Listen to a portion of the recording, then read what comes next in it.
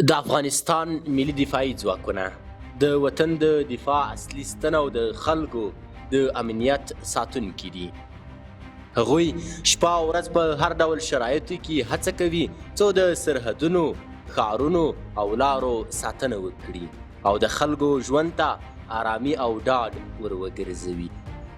ستاسې په اند څنګه کیدای شي د افغانستان د پوځي ځواکونو وړتیاوې او تجهیزات لا پسې پیاوړي شي؟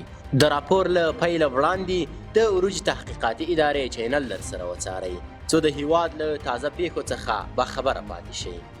پوځي او دفاعي وړتیاوې د هیواد دفاعي ځواکونه تل هڅه کوي چې د نړۍ له عصري وسایلو او تجهیزاتو سره مجهز وي. دا یوه ملي دنده او مسؤلیت دی چې لکه د نورو هیوادونو پوځونو په څیر افغانستان هم باید خپل ځان پیاوړی او لا قوي کړي.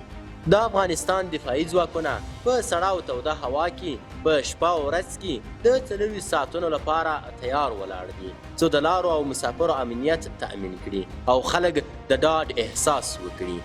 په همدې منځ کې هغه کسان چې د افغانستان د ناامنۍ خیال په ذهن کې لري باید پوه شي چې د افغانستان دفاعي ځواکونه ورسره په کلکه درېږي. هغه کسان چې د تیرو نظامونو له سقوط وروسته تښتېدلي دي او اوس افغانستان پر ضد تبلیغات کوي باید دا باطل خیال له ذهنه وباسي.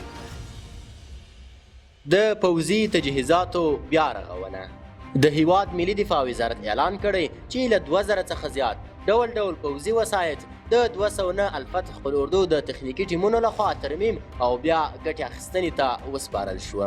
دغه وسایطو کې ټانګونه، زغلرونکي موټرونه، رینجرې، بلدوزرونه او امبولانسونه شامل دي چې کلونه یې یا په جګړه کې زیان لیدلی وو او یا هم د بهرنیو ځواکونو له لوري له کاره غورځول شوي وو. اوس د کورنیو انجینرانو په هڅه ټول دغه وسایط بیرته فعال شوي دي او د هیواد د امنیت په ټینګښت کې به ترې ګټه واخیستل شي. فرهنګي او دینی پروګرامونه د پوځي لاسته راوړنو ترڅنګ فرهنګي او دینی پروګرامونه هم په هیواد کې دوام لري. د قرآن کریم د حفظ محافل د حافظانو ته د درناوي او د هغوی د کورنیو ته د مبارکي ورکول د افغان ولس د اسلام دین سره د مینې څرګندونه ده.